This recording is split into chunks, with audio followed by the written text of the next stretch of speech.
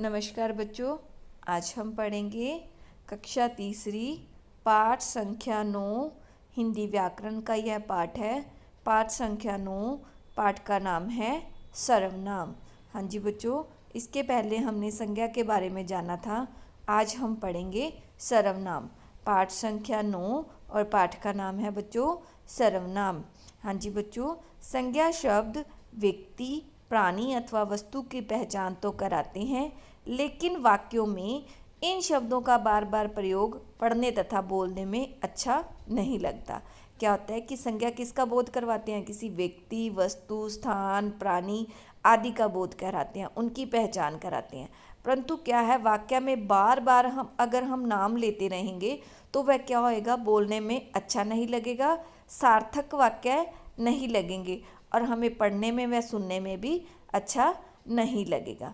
तो आओ बच्चों आगे जाने सर्वनाम क्या है। ऐसे में सर्वनाम शब्द ही भाषा को सुंदर बनाते हैं। जैसे संज्ञा शब्द में बार बार किसी व्यक्ति का नाम लिया जाएगा तो वह वाक्य हमें अच्छा नहीं लगेगा।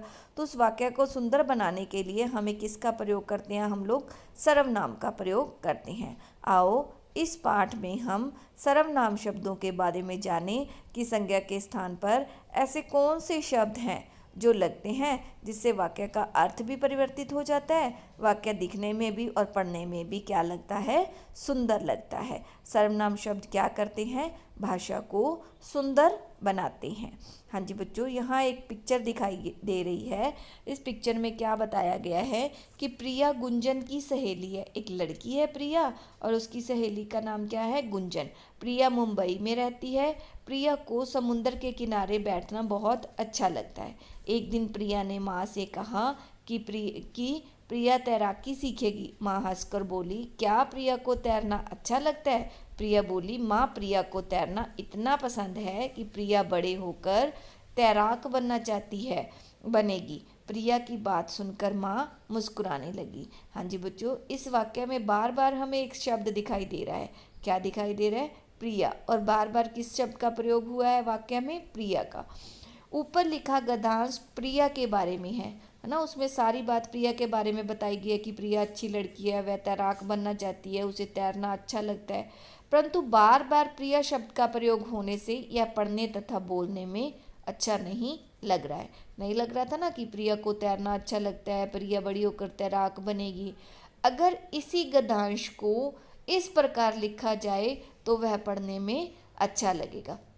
कि इसी गद्यांश को अगर हम इस प्रकार से लिखेंगे तो यह अच्छा लगेगा। देखो किस प्रकार से। प्रिया गुंजन की सहेली है, वह मुंबई में रहती है, उसे समुद्र के किनारे बैठना बहुत अच्छा लगता है। एक दिन उसने माँ से कहा कि मैं तैराकी सीखूंगी। माँ हंसकर बोली, क्या तुम्हें तैरना अच्छा लगता है? वह बोली, माँ मुझे तैरना इतना पसंद है कि मैं बड़े होकर तैराक बनूंगी। उसकी बात सुनकर माँ मुस्कुराने लगी। देखो पहले हमने जो वाक्य पढ़ा था, जो गद्यांश पढ़ा था, उसमें बार बार प्रिया शब्द का प्रयोग किया गया था, हाँ, है ना। तो इस गद्यांश में किसका प्रयोग किया गया है? प्रिया के स्थान पर एक ही बार प्रिया का प्रयोग करा है, बाकी उसके स्थान पर अन्य शब्दों का प्रयोग किया है। आपने देखा कि दूसरे गद्यांश में प्रिया की जगह वह, उसे, उसने, मैं, तुम्हें, मुझे और उसकी शब्दों का प्रयोग किया गया है। ये सर्वनाम शब्द हैं, प्रिया संज्ञा शब्द है। क्या था? प्रिया जो बार बार बोला गया था वो कौन सा शब्द था? संज्ञा शब्द था। और उसकी जगह पर, प्रिया की जगह पर हमने बहुत सारे दूसरे शब्दों का प्रयोग किया, वह, उसे, उसने, मैं, तुम्हें, मुझे, है ना। तो ये क्या कहलाते हैं? ये सर्वनाम शब्द कहलाते हैं। तो इसकी परिभाषा क्या हुई? जिन शब्दों का प्रयोग संज्ञा के स्थान पर किया जाता है उन्हें सर्वनाम कहते हैं। जैसे प्रिया की जगह पर हमने वह, उसने, मुझे, उसे, ये वाले शब्दों का प्रयोग करा ना। तो इसकी परिभाषा क्या हुई? जिन शब्दों का प्रयोग संज्ञा के स्थान पर किया जाता है उन्हें क्या कहते हैं? उन्हें सर्वनाम कहते हैं। हर संज्ञा शब्द के लिए सर्वनाम का प्रयोग किया जा सकता है। जिन सर्वनाम शब्दों का प्रयोग हम अपनी भाषा में करते हैं उनकी सूची इस प्रकार है कि किस प्रकार हम अपनी भाषा में इन शब्दों का प्रयोग करते हैं।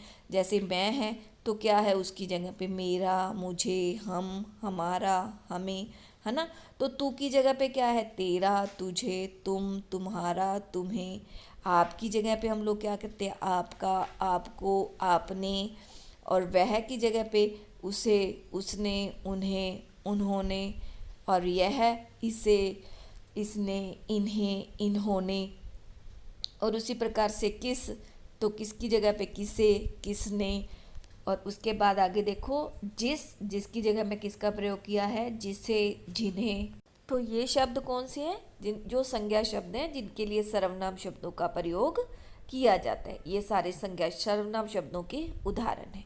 तो अब तक हमने इस पाठ के माध्यम से क्या सीखा, एक तो उसकी परिभाषा, जिन शब्दों का प्रयोग संज्ञा के स्थान पर किया जाता है उन्हें सर्वनाम कहते हैं, या फिर संज्ञा के स्थान पर जिन शब्दों का प्रयोग किया जाता है वे सर्वनाम कहलाते हैं। उन्हें क्या कहा जाता है, उन्हें सर्वनाम शब्द कहा जाता है। इनसे भाषा क्या होती है, इनसे भाषा सुंदर बनती है। क्या हुई परिभाषा, संज्ञा के स्थान पर जिन शब्दों का प्रयोग किया जाता है उन्हें सर्वनाम कहते हैं, और सर्वनाम के शब्दों के द्वारा ही क्या होता है, भाषा सुंदर बनती है। क्योंकि पीछे उदाहरण में हमने दिखाया ना, प्रिया की जगह पे वह है, उसे, तो उससे क्या हुई, भाषा सुंदर।